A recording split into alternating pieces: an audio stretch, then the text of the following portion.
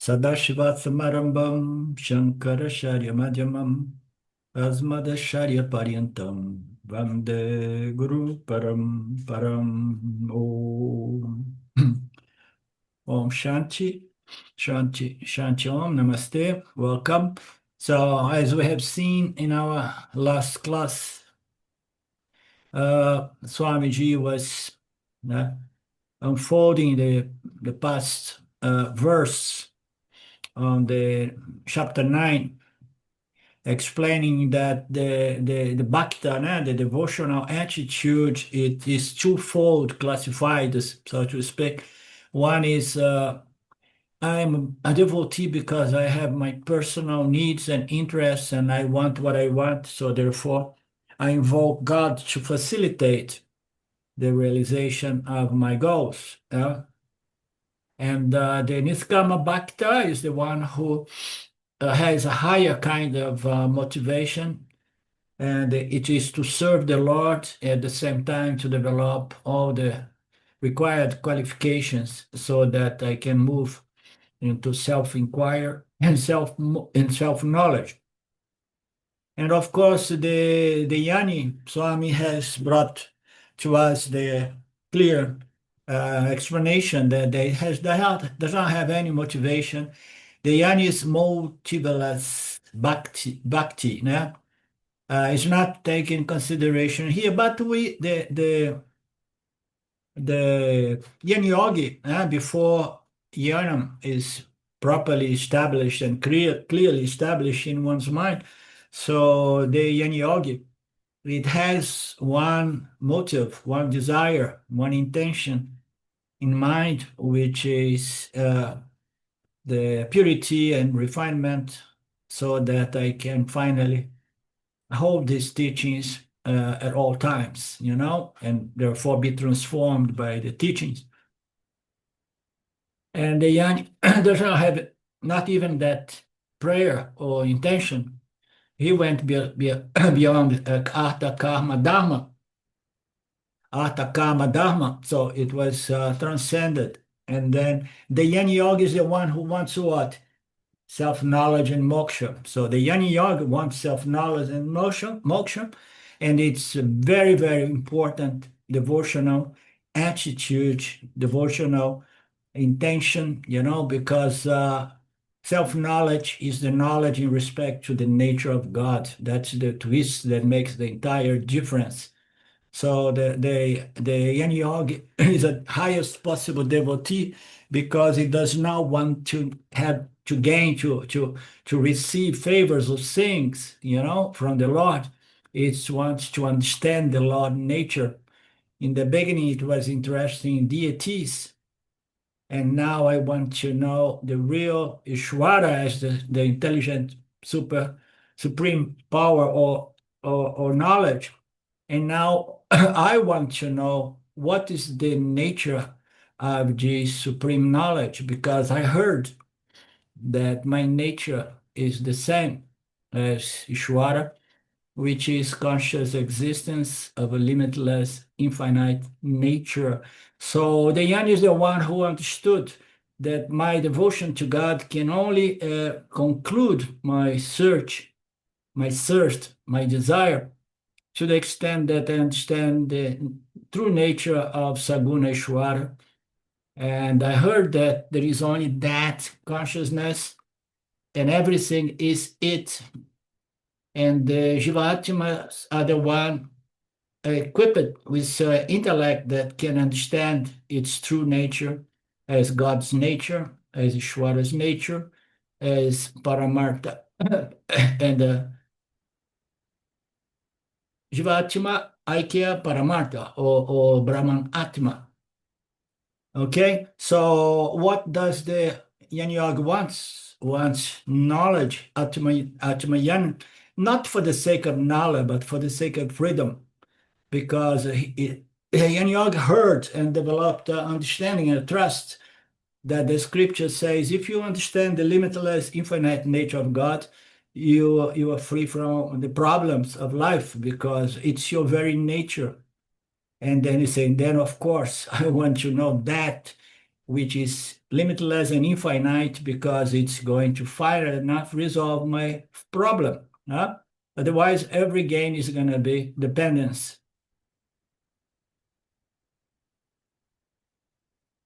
And then Swami present this beautiful Niskama Bhakti prayer, in which the devotee says, "Oh Lord, I have no interest in Dharma, no interest in karma, no interest in kama." Means I'm no longer interested in anything worldly, entertainment, and positive or favorable circumstance, not even improvement or better locus or better birth next time. I don't want to know anything anymore. I have only one motive, which is to know your true nature as my very, very nirguna atma nature. And then he is present in a bhakti kind of niskama bhakti manner, not really yan yogi manner. It says, I'm interested only in you. But yesterday, I believed I suggest a small edit. Edit or edition? Edition? Editing, no? Yeah, you edited it a little bit, but you also added to it, so it was an addition as well. Yeah, a small addition, which is I'm interested to know your true nature, as my very nature, as you yourself says, Lord Krishna. So, of course, in religious language, the devotee will say, I'm interested in you, I'm interested in you, I want to love you. It's great joy to love you and to be devotee and surrender to you and have reverence and do my pujas and rituals and so on. But I understood the limitation of what I really get from loving you and doing all these things I do to you, experience wonderful feelings and emotions, yet I feel a sense of dependence on you.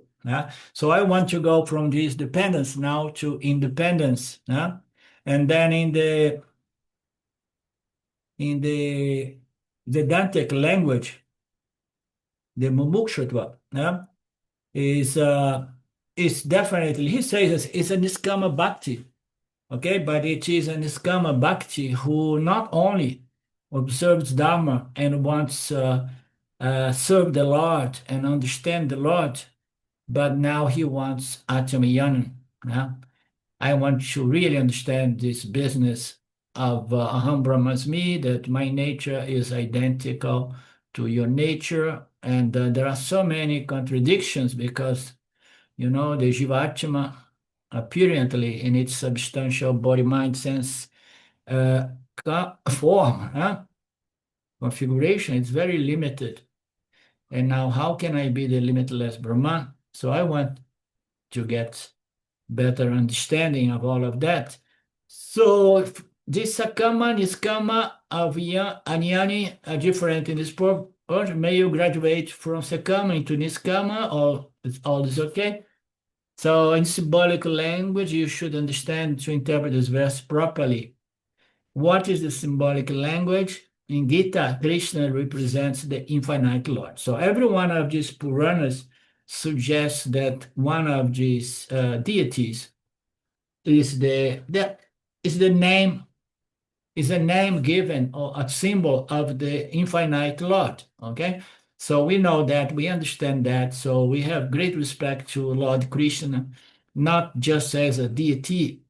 We are students of the Gita and we understand that Krishna is a symbol of Nirguna Brahman, Nirguna Krishna. Krishna. What is the symbolic? In the Gita, Gita is the true representation of Nirguna Atma, of Nirguna Brahman. So if I take Krishna to be the Namarupa Krishna, so I'm going to get what? I'm going to get limited results, more or less like Papaji was getting, as I told you guys more than once. All these deities They are going to serve some finite, limited goals, no? So that if you worship them, so they say, no? So Krishna, it can be seen as a finite deity or infinite Brahman. It depends on you, and Swami explained that beautiful analogy. It's like a blank check. The amount you write is going to determine the value of that check. Okay, so you need to invoke the limitless, infinite Brahman in your devotion to Lord Krishna.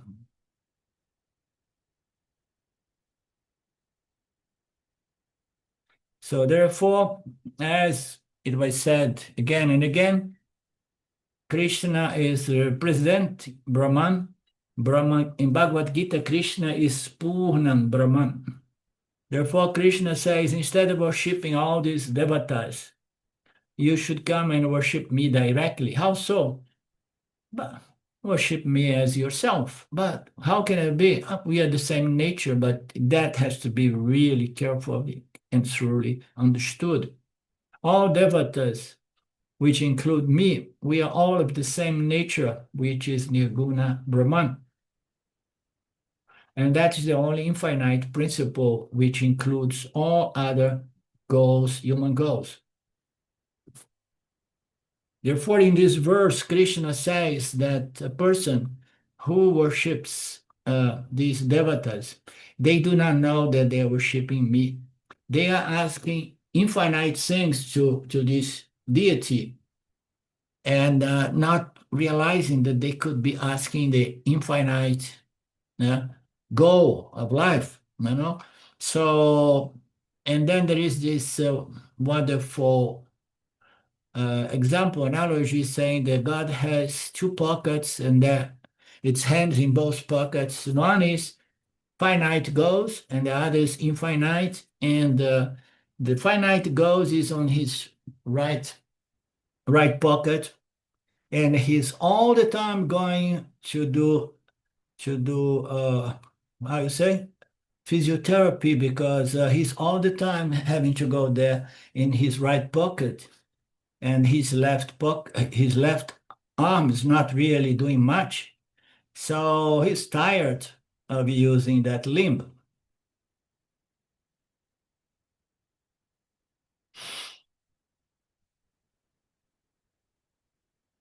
What else we can say about this? Every worship goes to I put it that all worships, all devotions we do, it goes to the creator Ishwara, Saguna Ishwara. And then once you become a Jnana Yogi, you understand that the true nature of Saguna Ishwara is Nirguna Atma, your very, very intrinsic nature, Nirguna Atma. So, and then I'm worshipping my Ishvara as this Vishvarupa universe, or as the supreme intelligence that design and holds this phenomenal world in place. So, but I'm looking at Ishvara from a much more sophisticated angle.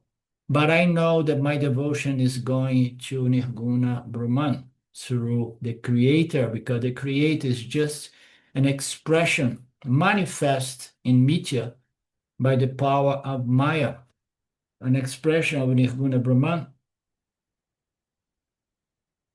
manifest in Mithya by the power of Maya.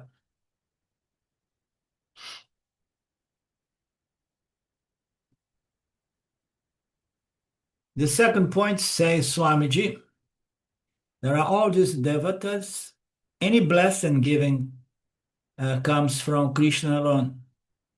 So you can worship your deities, but if I bless you, if I give you any kind of prasada or any kind of favorable results, I if I grace you with beautiful things that you wish to accomplish. So anything that happens is not coming from your Ishtadevata, it's coming from me. Understand that. you know. It does not come from those. It all comes from me.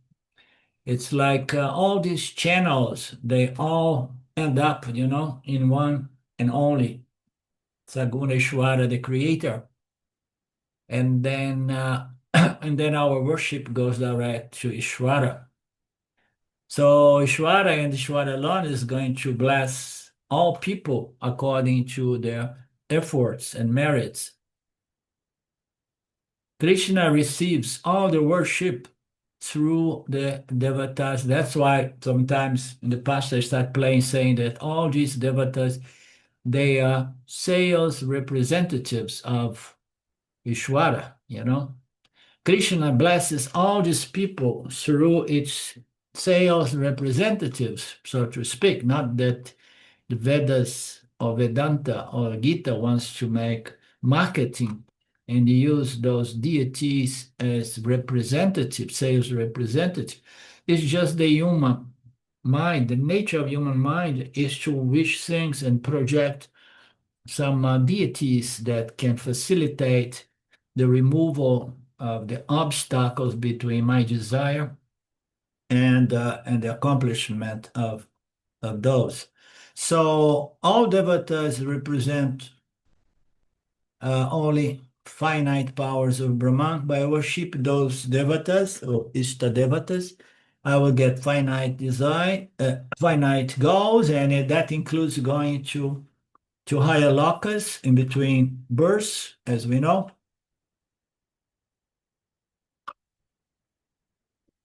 And then we have, he brings the finite power of Surya, the sun. So you go to a eye doctor, ophthalmologist, and you cannot complain about the toothache. Yeah? There you have to complain about your vision that is declining and so on. So we have all these specialities, in the medical field, and we should know where we go. The same way from the religious standpoint, we can, if you relate to the sun in a certain way, if the sun to you, it's so clear that it's the most important factor that I depend upon, and then you go and you do your sadhana thinking of Surya, Surya Deva as your Ishta Devata. Okay. Like that, all other deities. So, but all these devatas can only bless you with finite results, as we know. You go to finite devatas only for finite results. Therefore, Krishna says here, worship of those devatas will come under Sakama Bhakti, because I want finite results. Okay, and that is very interesting here. And how about the Niskama Bhakta? The Niskama Bhakta wants a result that at least is not subject to exhaustion. So when you get worldly desires, you can be sure that that's going to be lost. But when you get spiritual refinement or spiritual purification, growth, development, that is not lost. It's still not the infinite Aham Brahmasmi knowledge, but it's something that goes under Niskama, because you want something that is absolutely in conformity with Dharma, and you want something that not only you are going to enjoy, but everyone around you is going to enjoy your wisdom.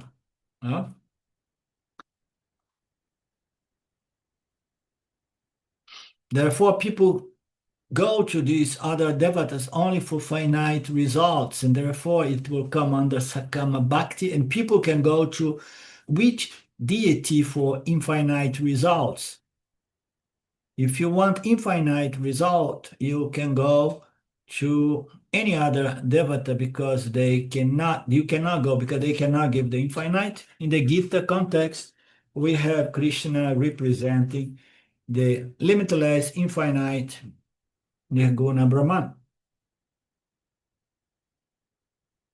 In which way we get this ultimate, limitless, infinite result by turning our attention to Nirguna Atma, Nirguna Brahman. So in which way we get this infinite result? Because in duality, if we pray or if we do pujas among many other things to any one of these gods, we're gonna get something. It is punya always. It's favorable circumstance.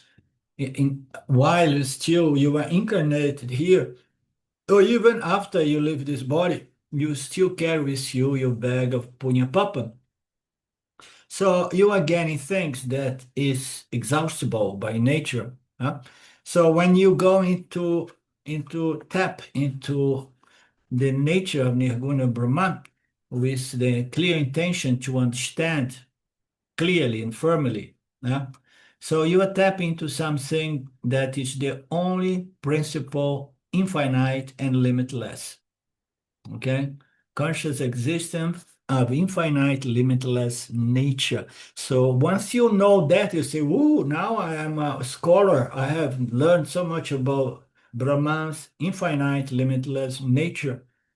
And then Vedanta will say, "But that is the first step.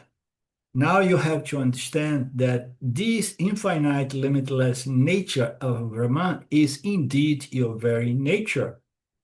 And then only then you tapped into the only source of infinite result.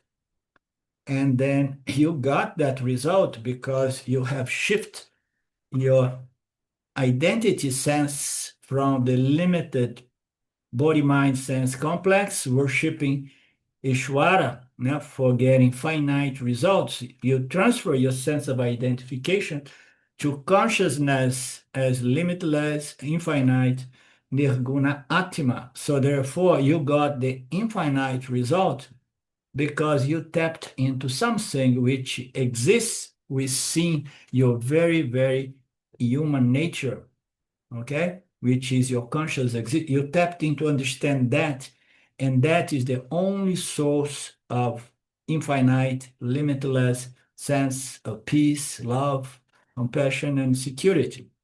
So therefore, Krishna Bhakti represents Niskama Bhakti here in the Gita. Krishna Bhakti is Niskama Bhakti.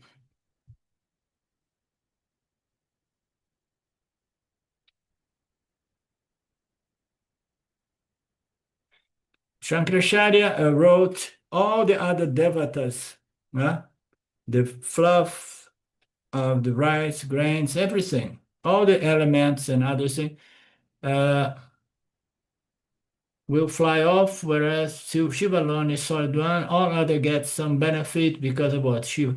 So therefore, I don't know these Puranas, but in whatsoever context, there will be a symbol of Brahman there to facilitate this initial relationship between the seeker of reality and that which represents reality. So if you tell the seeker of reality, you are the ultimate reality. There was a guy which came from the lineage of Ramana.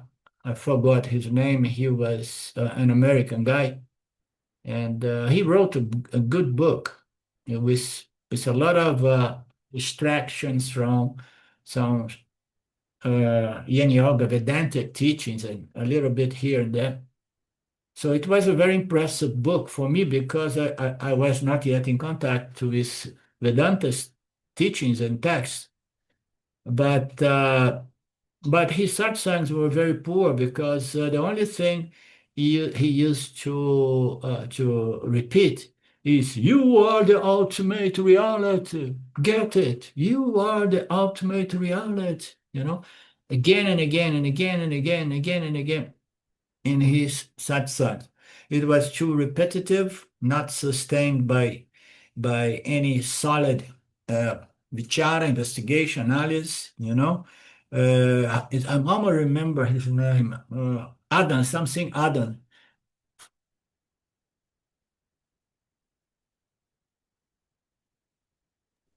I don't know. Not David Godman. You don't mean him? No, I will remember. I'm going to share with you His Okay. name, his book was a source of inspiration to me.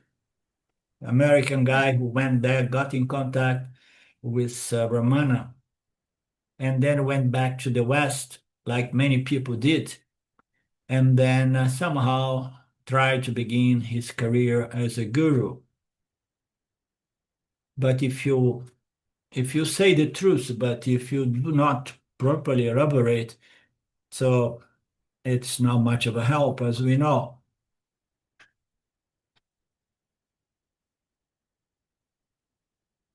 Uh, all worshippers of other gods are going to be just secondary, let's say, devathas. Okay, there are more reference to some places and Puranic places and activities. Krishna therefore says when people worship every one of these devatas, uh, they are just uh, they are just worshiping me. And I will just speak through them and I will deliver your punya papa through them as well. But know that I am the one delivering the punya papa. That's the main point here.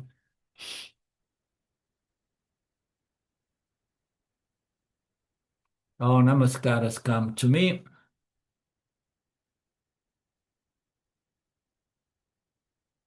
And we don't need to have devotees fighting among themselves because, oh no, Shiva is the greatest, Krishna is the greatest, and so on. So what is the problem of all these disputes? They are ignorant of this fact. They are jnānis, okay? So these deities, they are just symbols, just like the nations. Every nation has a flag symbolizing the nation. So if you are jnāni, you more often than not, even if you have some religious tendencies, you are going to go into useless disputes and create conflict, and some of these conflicts become wars, between two kinds of devotees. So the Hinduism and then the other religion just around India. So it's very sad to see that level of ignorance creating so much conflict and sometimes very violent conflict. There is only one God, and the true nature of this one and only God is your very nature, because there is only one God, period. There are nothing more but God. They do not know that, and they get fixated on those namarupas. That takes us to the verse 24. Indeed, I alone am the enjoyer and the Lord of all the yajñas, but they do not know me in reality, therefore they fall. Okay, so here he puts it in terms of a fall. Fall is something big. So one thing is to fail something, another thing is to fall. If you don't understand that all there is myself manifest as Saguneshwara, that I am the ultimate doer and enjoyer. I'm alone is the enjoyer, and I'm the Lord of all spiritual sadhanas and people making efforts to elevate themselves. So they are just dealing with me because there is only me in reality. And if you don't know that, he says, therefore they fall. So let's see what he means by this fall, if Swamiji elaborates a little bit. He says, I'm the receiver, but not only the receiver. You can offer it to any devata, but it comes to me. And here he tries to say that I'm not only the receiver of your actions, but if you're going to enjoy the results, enjoy some punya, I'm the enjoyer as well. So I am behind everything. There is only Shwara. So if you hand over a letter or check in a post office in India, the postman is going to deliver that, but remember, the your mail came from direct from the post office. The postman has nothing to do with it. The post office is blessing. Behind the post office, there is the person who, the sender of that letter. So just like a cabinet minister enjoys the ministerial power and position blessed by the prime minister. How do you know? In the moment there is a change of nowadays it's very popular, this one, change of regime. So let's change regime here, regime there. So my power, my supremacy is collapsing. So I have to go around, accelerate my wars to change regimes left and right so that I can remain the controlling power, the predominant power. So if there is a change in regime, and then those people, such as the prime ministers, and so on, they fall. But that's not what he means by people who falls. I believe the analogy is different. So you're going to get finite results, and then you are not going to really be free. You're going to fall when things turn bitter, because sweetness always turns bitter sooner or later. I have got the necessary powers to fulfill you once for all. One desire is going to take care of all your desires. But if you prefer to go to those finite devotees, good luck with that. So I'm the one supplying the power to all your devathas. I am the one blessing all my devotees. Those people do not understand. They don't know me. They only know these Ishta devathas. And they find, oh, how religious it is. India is the most religious and spiritual people in the world. Yes, it is. But it's a very superficial religiousness or something like that. They don't know me, my true nature, not even as the supreme intelligent. All these scriptures, they talk about God is omniscient, omnipotent, and omnipresent.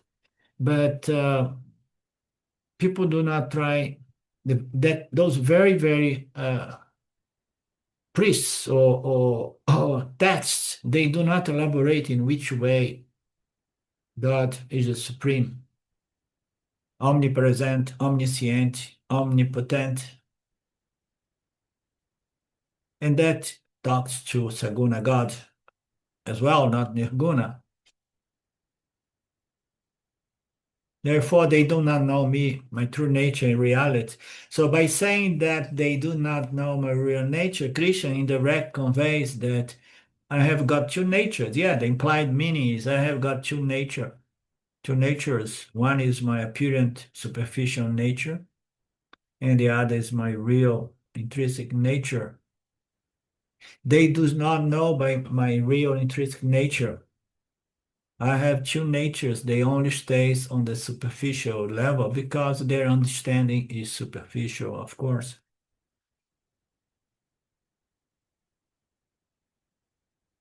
My superficial nature is not the ultimate reality.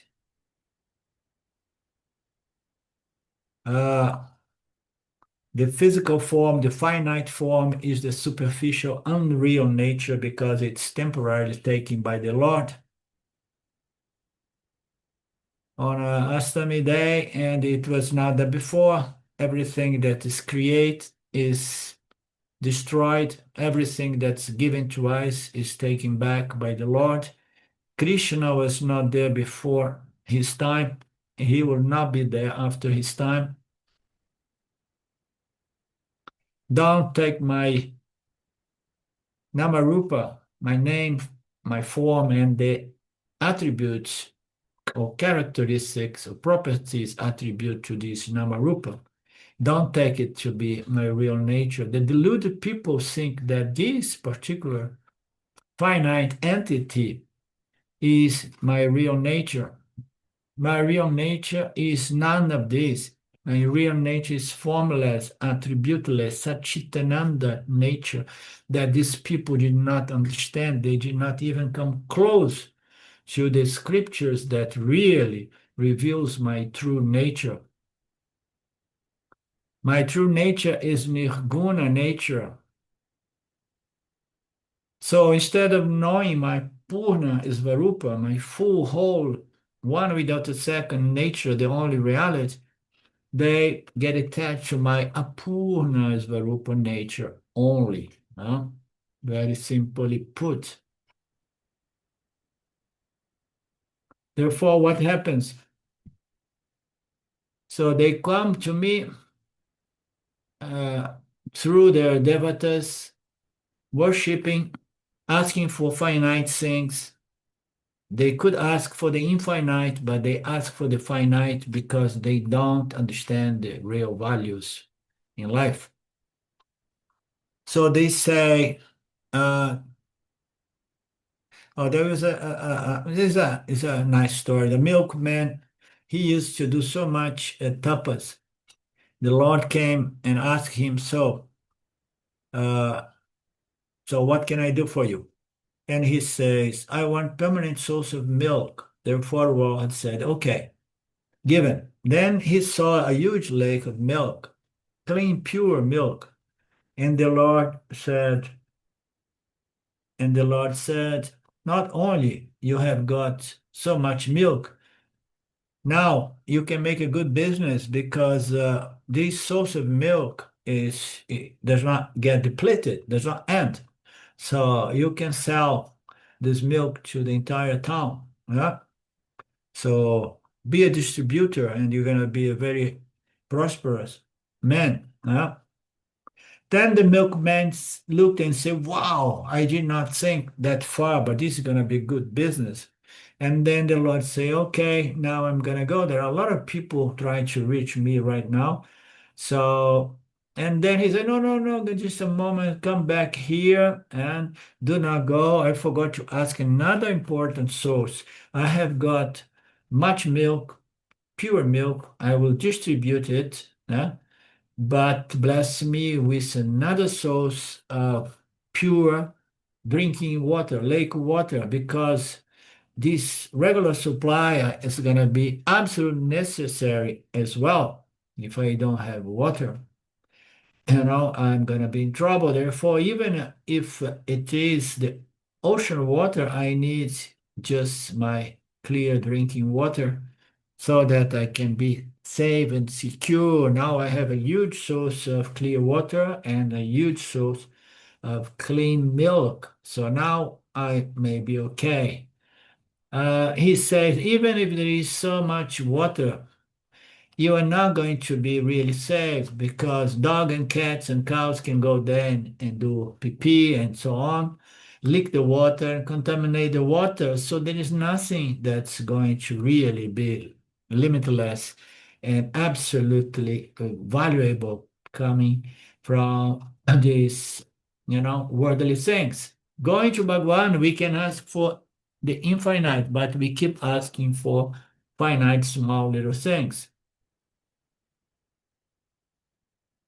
We ask for perishable and vulnerable and subject to change things, that can be contaminated because we know that in which everything is impacting one another. So even the lake of pure milk, it could be easily contaminated. Bhagwan says, my hands are in both pockets. I have a pocket here with the infinite knowledge to give to you. But nobody come. People come, they do namaskara, and they ask things from my finites, and I have to again and again bring things out from my right side pocket. This is so active that I have problems. I need to do physiotherapy again and again because, not only this hand is getting a lot of problem, but my Ada is getting paralyzed as well because I never use, and if I don't use, I lose. So, so why people do not ask? Because they don't understand what is really valuable in life. So nobody asks, even by mistake. Therefore, Krishna appears as if disappointed and tired. And he says, okay, these people, they fall by not understand what is real and what is not real, not understand what is the real purpose of life, what is the most valuable thing. They don't have a good Viveka Shakti. They are fools, okay? Therefore, they are going to fall. Uh, they are going to fall into the samsara, okay? So they are still suffering from samsara. They are still asking for limited results. And they're still, it's not that they fell into the samsara, they are still stuck into the samsara. You understand? They're still stuck into the samsara. They failed. They failed. We can say they have wasted, quote unquote, another birth because they became good devotees, but they only want limited results. So they are going to have to come back. They are still stuck in samsara and so on. So the verse 25 says, worship the gods, devathas, you will reach the gods. Worshippers of the ancestors reach the ancestors. Worshippers of the elements reach the elements. And the worshippers of me reach me. So you cannot you cannot reach something, which is not what you desire. Okay. So the meaning of this verse is you get what you want, therefore be careful with what you wish. You understand?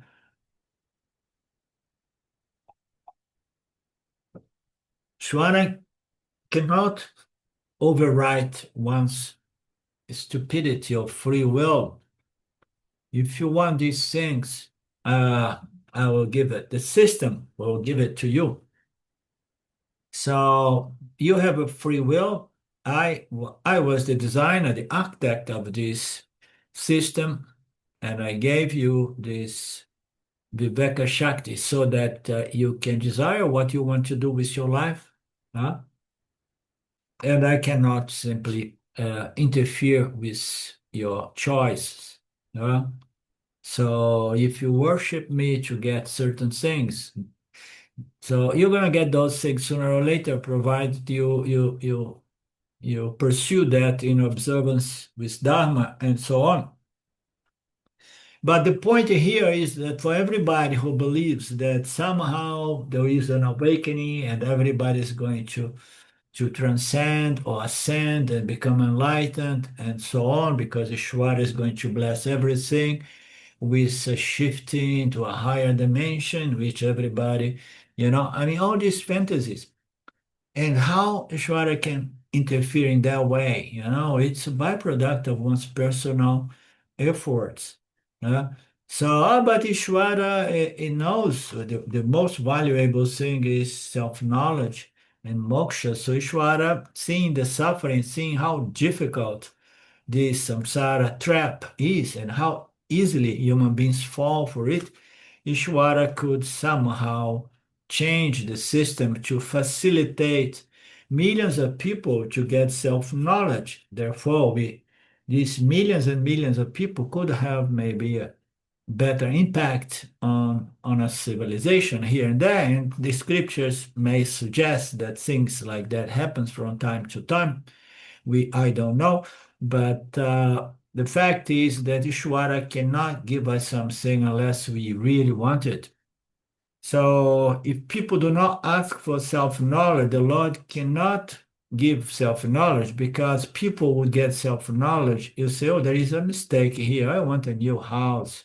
You give me self-knowledge. And then they get their self-knowledge through in the garbage can, and are going to be really mad with Ishvara, say, oh, what is my house?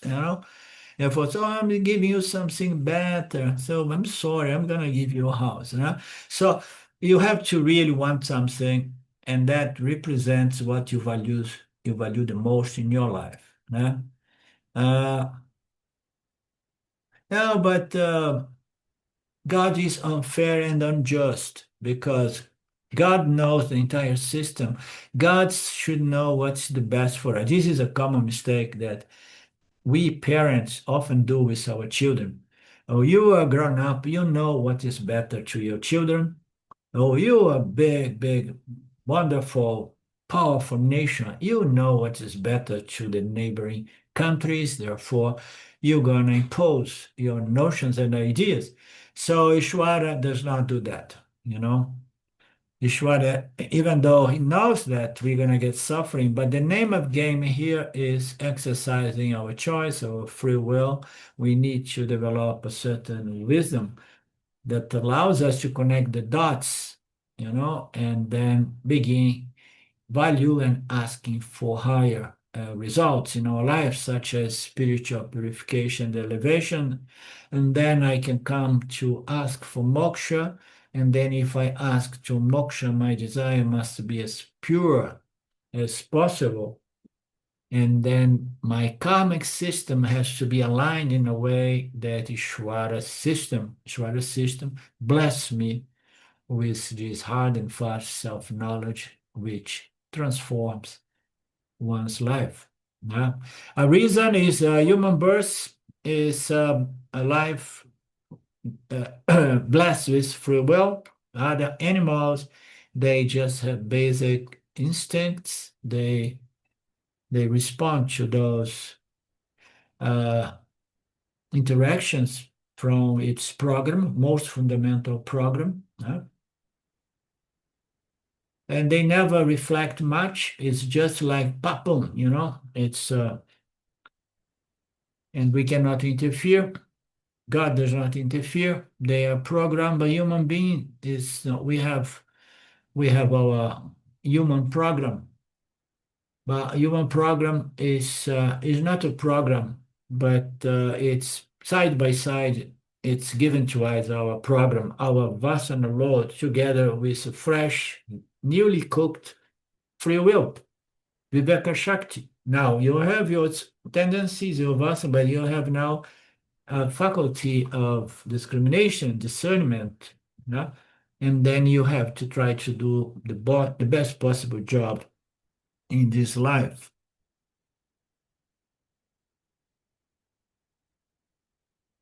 So as I sometimes play, if you refuse to exercise your free will, you are declaring to Ishvara, please, next time bring me back as a cockroach.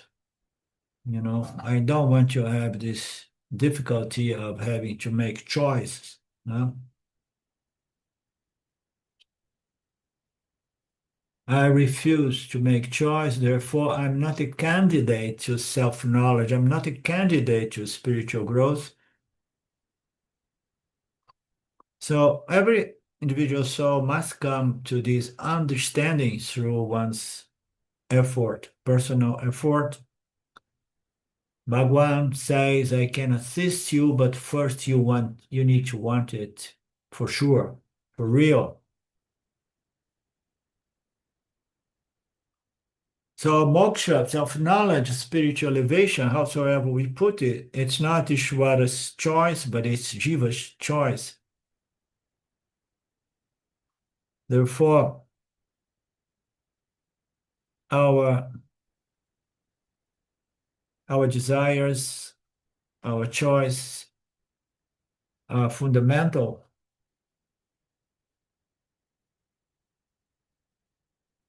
And then Swami presents here a second reason that why God cannot give us the ultimate goal, which is self-knowledge.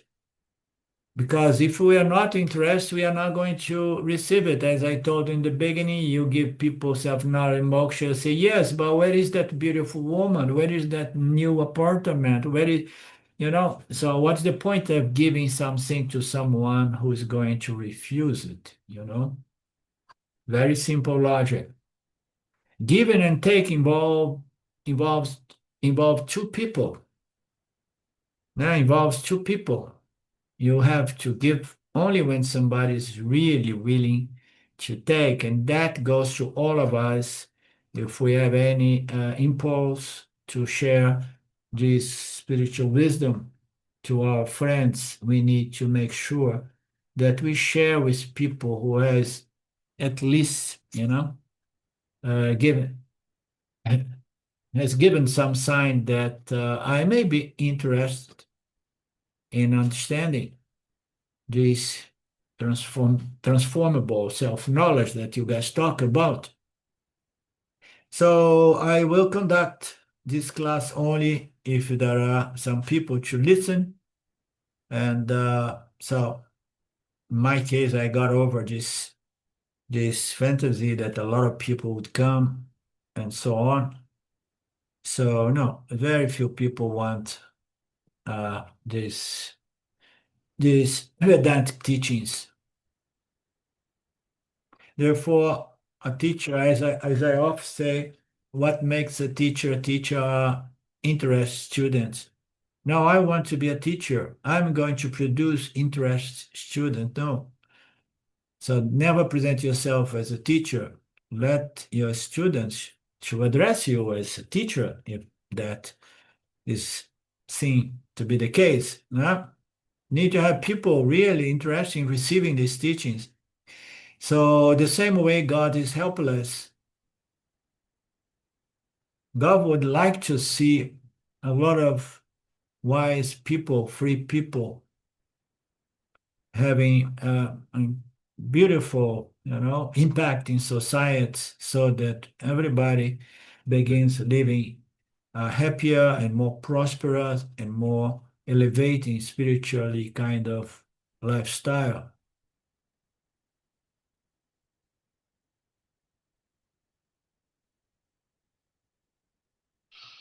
Okay, Mark, I'm gonna stop here.